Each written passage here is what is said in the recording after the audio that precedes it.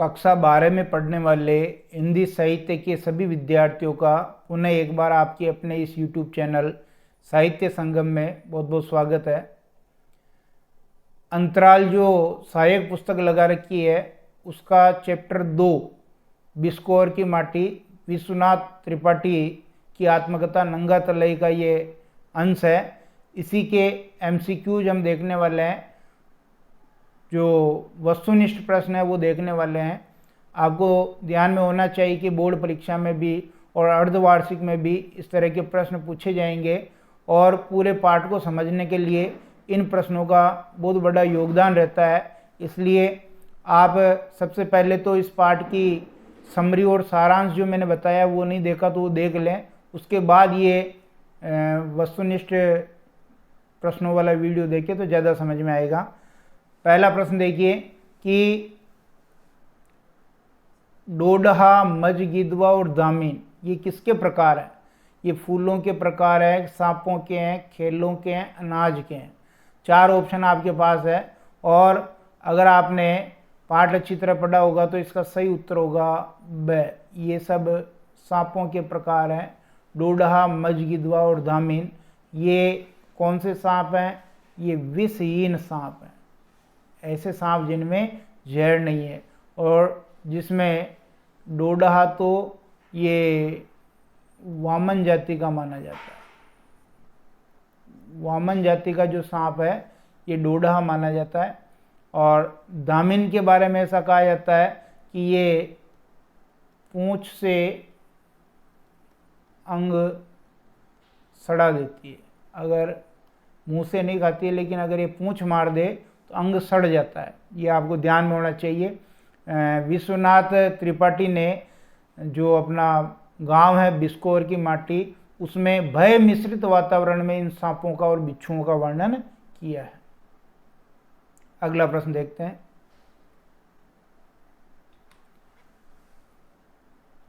आत्मकथा नंगा तलई का गांव। ये पहले तो आपको ध्यान होना चाहिए कि आत्मकथा किसकी है।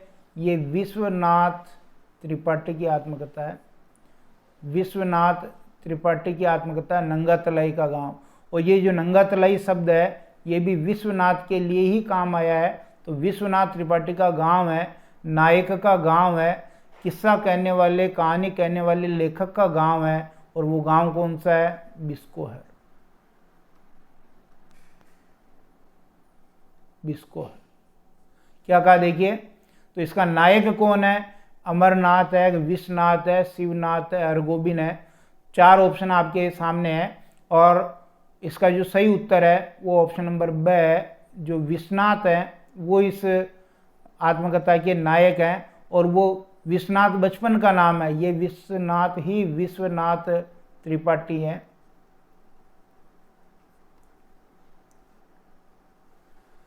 अगला क्वेश्चन देखिए कि विश्वनाथ कौन है? ये लेखक के पिता हैं। जो आपने बिस्कोहर की माटी, बिस्कोहर की माटी जो पाठ है उसमें विश्वनाथ कौन है? लेखक के पिता हैं, लेखक का भाई, लेखक का मित्र, लेखक स्वयं। अभी हमने ऊपर बात कर ली कि इस आत्मकथा में जो विश्वनाथ शब्द आया है वो स्वयं लेखक के लिए आया है। ऑप्शन नंबर द अपना बिल्कुल सही है। पाठ के अनुसार मानव जन्म लेने की सार्थकता किसमें है? आपको पता होना चाहिए जब विश्वनाथ त्रिपाठी ने माँ के दूध और माँ की ममता की तुलना की और दिलशाद गार्डन में जो बतख थी उससे भी की, तो उस समय ये पंक्ति आई थी कि मानव जन्म लेने की सार्थकता किसमें है? तो परोपकार में है, माँ के अंक से लिपटकर दूध पीने में, गांव में जन्म लेने में, प्राकृतिक सौंदर्य का आनंद लेने में। ऑप्शन नंबर ब बिल्कुल सही है कि माँ के अंक में, माँ की गोद में बैठ करके उससे लिपट करके दूध पीने में जो आनंद है वो मनुष्य जन्म लेने की सार्थकता है। ब वाला ऑप्शन बिल्कुल सही है। हिंदुओं के भोज में बिस्कोहर में भोजन परोसा जाता था। तो कुछ फूलों का वर्णन लेखक ने किया है। उन्हीं फूलों में से एक फूल है कमल का फूल। तो जब हिंदुओं के भोज में बिस्कोहर में भोजन परोसा जाता था किसमें? कांसे के बर्तन में, पत्तल में, कमल पत्र पर, मिट्टी के बर्तन में। तो ऑप्शन नंबर सी बिल्कुल सही है कि कमल पत्र, जिसे हम क्या कहते हैं, पुरईन, इस पुरईन में जो है भोजन परोसा जाता था। अगला प्रश्न देखिए, छठा, कि बिस्कोहर की माटी पाठ में किस गांव का वर्णन किया गया है। आप ध्यान दीजिए, लेखक की आत्मकथा का क्या नाम है? लेखक की आत्मकथा का नाम है नंगा तलाई का गांव, नंगा तलाई का गांव। अब ध्यान दीजिए, ये जो नंगा तलाई है ये कोई गांव नहीं है, ये लेखक ने स्वयं अपने लिए ये शब्द यूज किया है। तो यहाँ बिस्कोर की माटी पाठ में नाम से ही स्पष्ट है, देखिए ये बिस्कोर शब्द आया। तो लमई गांव, अमजर गांव, सिंगरौली, बिस्कोहर। तो ऑप्शन नंबर द सही है। जो लेखक का गांव है बिस्कोहर, वो उस गांव का वर्णन अपनी आत्मकथा में करता है। सातवां प्रश्न देखेंगे, कोइया किसे कहते हैं? कोइया देखिए शब्द आया है, फूलों का वर्णन लेखक ने किया है। तो उसी में देखिए कमल को कहा है कोइया, कुमुद को कहा है, या जो जल पुष्प होता है पानी में उगने वाला, सांप को कहा, हरसिंगार को। तो ऑप्शन नंबर ब इसका बिल्कुल सही है, कुमुद जो है, और कोइया, और एक और नाम है इसका कोकाबेली। इसी को कोइया कहा है। शरद ऋतु में ये खिलता है, रेलवे लाइन के दोनों ओर खिलता है। बिस्कोहर की माटी पाठ गद्य की किस विधा में लिखा गया है? बहुत बार आ गया ऊपर, कहानी, संस्मरण, रिपोर्टाज, आत्मकथांश। तो आप आसानी से इसका उत्तर निकाल सकते हैं। द वाला ऑप्शन सही है, ये आत्मकथांश है, आत्मकथा के रूप में ये लिखा गया है। नौवां प्रश्न देखेंगे कि लेखक ने अकाल के समय खाई जाने वाली किस वस्तु का उल्लेख किया है? पीपल के पत्ते का, कमल ककड़ी जिसे वसीण कहते हैं, पेड़ की छाल, बथुआ साग। तो जब अकाल पड़ जाता था और जो कमल ककड़ी खाई नहीं जाती थी, अकाल में जीवित रहने के लिए गांव के लोग कमल ककड़ी जिसे बसीण कहते हैं उसको खोद खोद करके खाते थे और जिंदा रहते थे। तो कमल ककड़ी इसका सही उत्तर हो जाएगा। 10वां प्रश्न, पाठ में लेखक के अनुसार आंख आने पर किसका दूध लगाया जाता था? जब आंख आ जाती थी तो किसका दूध लगाते थे? कुमुद का, कमल ककड़ी का, सत्यानाशी या बरबंडा का, हरसिंगार का। तो जो सत्यानाशी है, जिसका एक और नाम है बरबंडा, जो बहुतायत में वहाँ बिस्कोहर में पाया जाता है, बहुत ज़्यादा संख्या में पाया जाता है बहुतायत में, और इसी का दूध जो है, आँख आती है, आँख में जब रोग हो जाता है तब ये दूध लगाते हैं ताकि आँख ठीक हो जाए। प्रकृति ही उपचार करती है गाँवों में। 11वां प्रश्न देखिए, निम्न में से कौन सा असत्य कथन है? असत्य मतलब गलत कथन छांटना है। डोडहा, मजगीदवा और दामिन विषहीन सर्प है, बिल्कुल ठीक है ये तो। डोडहा वामन जाति का जिसे मारा नहीं जाता, ये भी ठीक है। बटिया के 2 मुंह होते हैं, ये भी ठीक है। गोर कड़ाई को फेटारा कहा जाता है, ये गलत हो गया है, क्योंकि फेटारा किसको कहते हैं? गोहुअन को, गोहुअन को फेटारा कहते हैं। ये भी जबरदस्त जहरीला होता है, और गोर कड़ाई भी बहुत जहरीला होता है, घोड़े की तरह हिन ना करके आदमी मर जाता है। तो द वाला ऑप्शन इसमें असत्य हो गया, गलत हो गया। आगे देखिए, बिस्कोहर की माटी पाठ की विषय वस्तु किस पर केंद्रित है? ग्रामीण जीवन शैली पर, लोक कथाओं पर, लोक मान्यताओं, उपयोग सभी। तो देखिए ग्रामीण जीवन शैली का भी वर्णन है, लोक कथाओं का है, मान्यताओं का है। तो लेखक के अनुसार इन सभी का वर्णन इस पाठ में हुआ। ऑप्शन नंबर द सही है। बिस्कोहर की माटी पाठ में किसका वर्णन है? ये क्वेश्चन हो गया था अपना, अच्छा अलग है ये।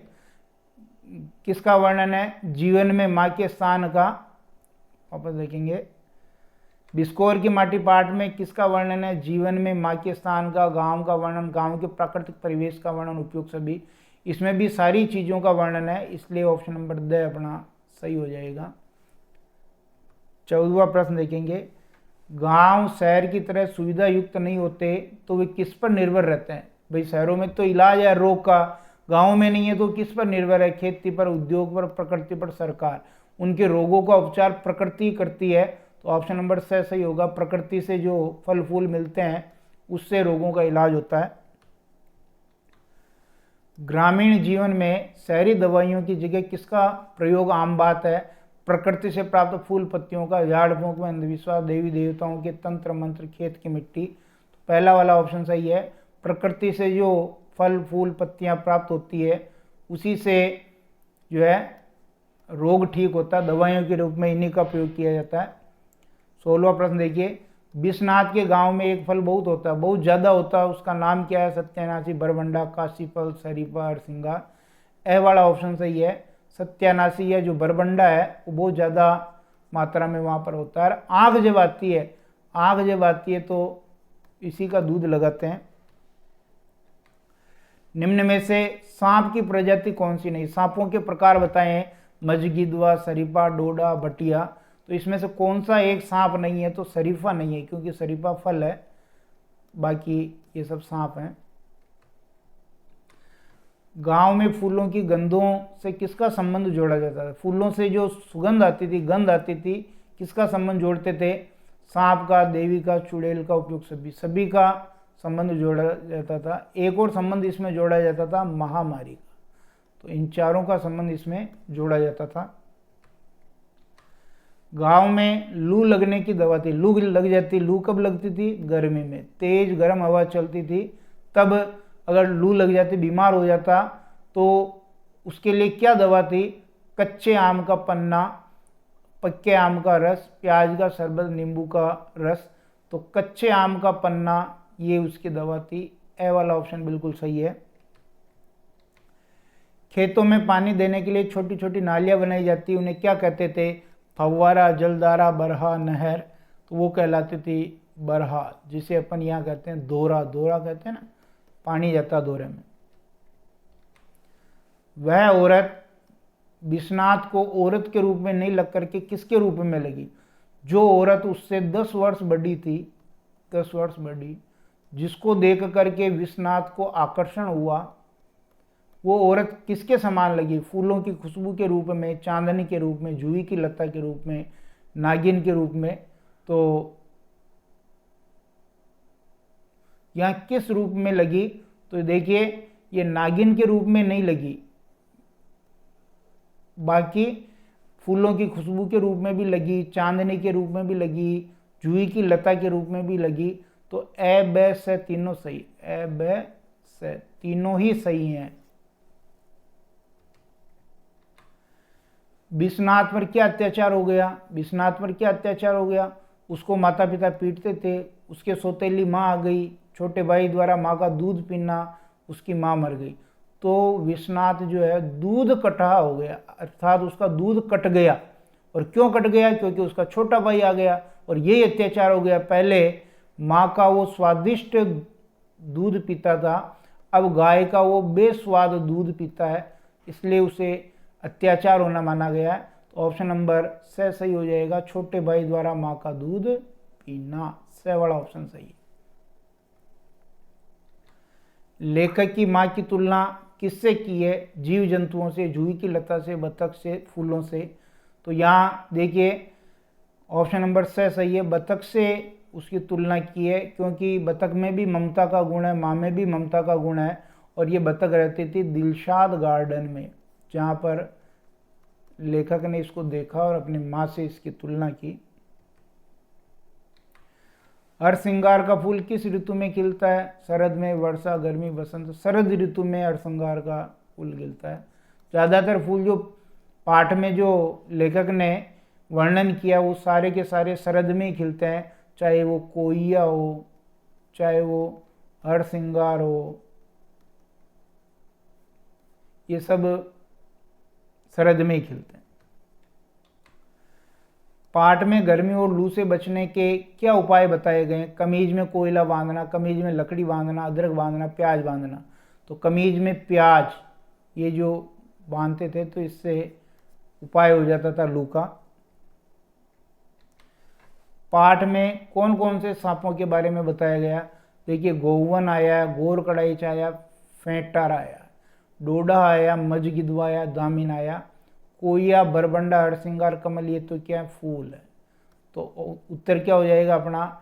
ए और ब दोनों, ए वाला ऑप्शन और बे वाला ऑप्शन दोनों, अर्थात गोवन, गोरगड़ाई, फेंटारा, डोडहा, मजगिदवा, दामिनी, ये सब सांपों के प्रकार हैं।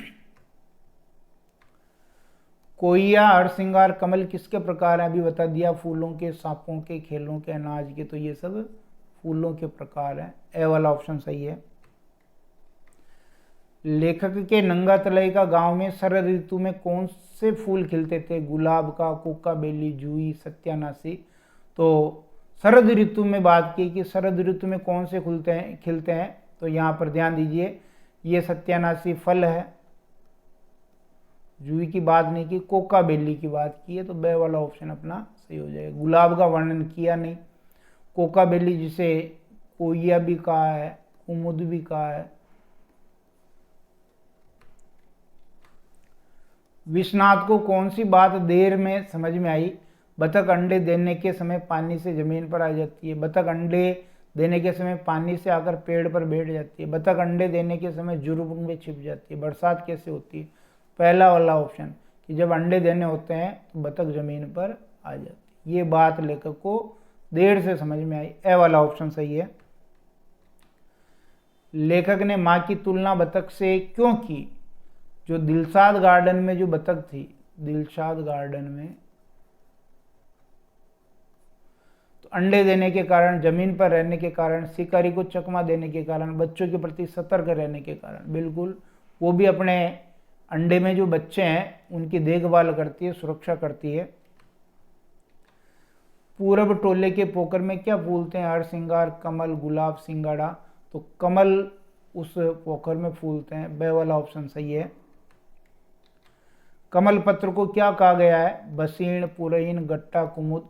कमल पत्र को पुरीन कहा गया है, जिस पर हिंदू जो है भोजन करते हैं, हिंदुओं का भोज का आयोजन होता है। कमल ताल का नाम क्या आया है? लेनवड़ी का ताल, पच्चू टोला का ताल, बिरहा का ताल, बिलावली का ताल। ए वाला ऑप्शन सही हो जाएगा। कमल का बीज क्या कहलाता है? बसीण, पुरैन, कमल, गट्टा, कुमुद। तो कमल का जो बीज है वो आपके कमल गट्टा कहलाता है, ऑप्शन नंबर से सही है। कमल गट्टा, कमल का बीज क्या कहलाता है? कमल गट्टा, बिल्कुल ठीक है। कमल से भी ज्यादा बहार किसकी थी? लौकी, सिंगाड़ा और सिंगार, कोइया, कुमुद। कोइया कुमुद की बहार कमल से भी ज्यादा थी, द वाला ऑप्शन सही है। कोका बेली किसका नाम है? कोका बेली लौकी का, सिंगाड़ा का, हरसिंगार, कोइया कुमुद का। कोइया या कुमुद का नाम कोका बेली भी है। ये रेलवे लाइन के दोनों ओर खिलता है, रेलवे लाइन के दोनों ओर।